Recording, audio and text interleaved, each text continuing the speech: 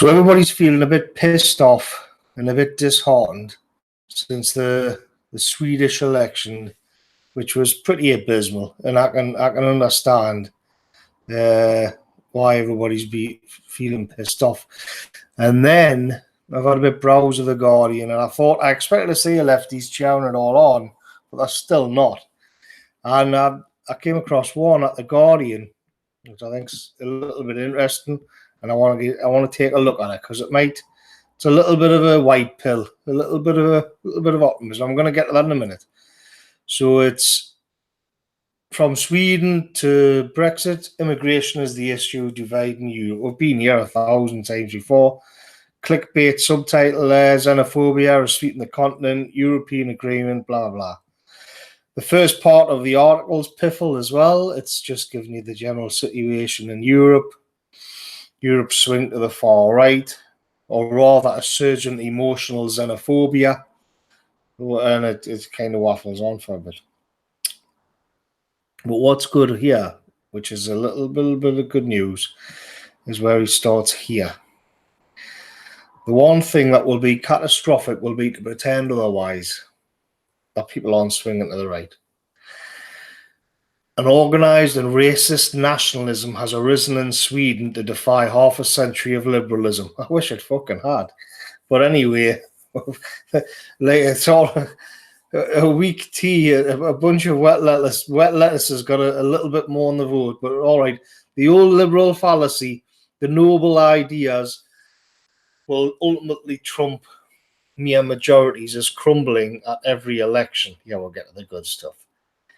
We can cheer the sea captain who pleads to land his refugees out of common humanity, but we cannot enforce his passengers on Europe's citizens. There must be a pan-European regime, both to help frontier states police Europe's southern border on both sides of it, and to regulate and distribute migrants who do get across. But such a regime will never be accepted if individual European states cannot regain a degree of sovereignty over their populations. Sovereignty over their populations. Indeed, any regime will depend on it. It is tragic that the outcome of this debate, greater European migration control, would almost certainly have negated Brexit. So the chickens are coming home to roost here. We'll get it. In the minds of most British voters, migration has nothing to do with economics or tariffs or trade regulation except at the margin. So the left sort of thinking where everything's to do with economics is being jettisoned here. There's more in it. The penny's starting to drop. This argument is not over trade, but over people being able to control their community's character and pace of change. We can dismiss such control as licensed bigotry, intolerance, and nasty identity politics. That's not going to stop people voting. To them, such rights are a cry for self-respect and values they hold dear. Either way, the debate cannot be ignored. Well, the debate never happened, and then he's going to waffle on about Brexit again. But what's interesting here is that this to me, he's now saying, look, and this is the Guardian, obviously, and he's saying, look, the people want to say over the demographics and about the character of the communities and the pace of change, as he puts it. And we can't just write them off as bigots and, intolerant. And so this is a bit of a climb down. And to me, it speaks of fatigue. And last night, I was watching the Red Ice production, and I really felt for the Golden One and Henrik from Red Ice trying to put a brave face on the fact that, well, basically the Swedes had pissed away their future. And a couple of good lads did the best they could on the situation, but it was really horrible to see.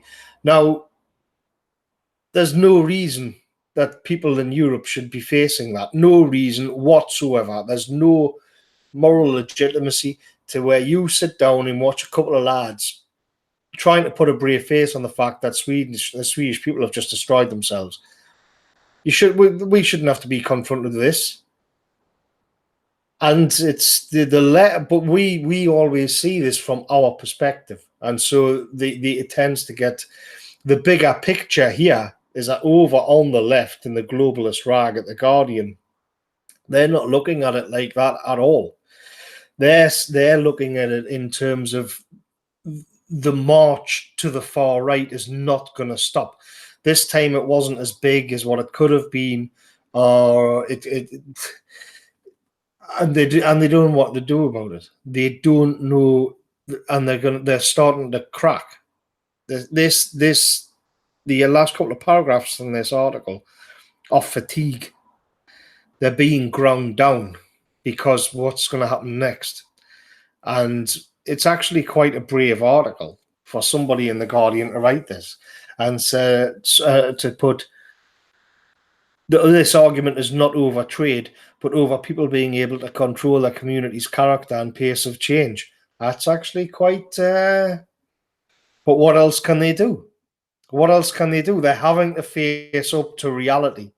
So, at the political level, yeah, it was a disaster in Sweden, and it's going to get bad. People in Sweden are going to be punished for that. But then at a more meta level, well, okay, the left are starting to sort of lose the will a little bit. They're starting to buckle. So all we have to do is keep putting the pressure on, and who knows where this will lead. Keep it up, keep the pressure on, and we'll see what happens next. But I like it when they start to change their tune like this, because it's weakness. Because if he says this argument is not over trade, that's actually a major deal for the left, who think that everything's just a social construct, and that the only reason that the Europeans are swinging to the right, and they've got to come up with all these ridiculous economic arguments to justify it all, when the fact is people just want to be around their own. And he's starting to get there. And what's interesting is how long have they known this? So if the far right weren't on the march across Europe and making gains, even if the situation in Sweden yesterday was a load of shite, so have they known this all along? But they kept it up. They kept trying to rip us off and just sort of bullshit with that economic arguments, whereas secretly they knew that we just wanted to be our own, and then they call us racist for it. Is the race card not working anymore? Well, he's kind of admitting that it's not, and they're going to have to come up with a plan B. But this is change at the meta level, and that's what it's all about. And so, yeah, Sweden was a bit of a clusterfuck, in my opinion, yesterday. But yeah, there's other changes happening. The left are really starting to feel the bite, and we're going to have to keep the pressure up. See you later, everybody.